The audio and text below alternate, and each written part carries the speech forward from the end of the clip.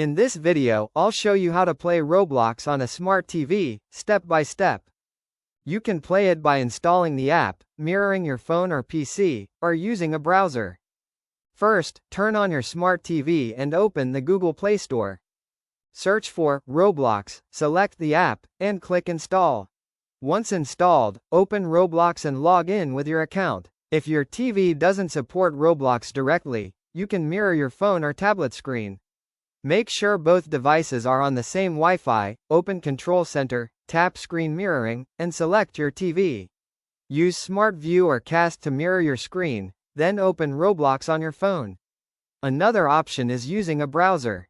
Open the web browser on your smart TV and go to now.gg/play/Roblox. Click Play in Browser to start. For the best experience, use a Bluetooth controller. TV remotes are usually not ideal for playing Roblox. And that's how you can play Roblox on a smart TV. Thanks for watching.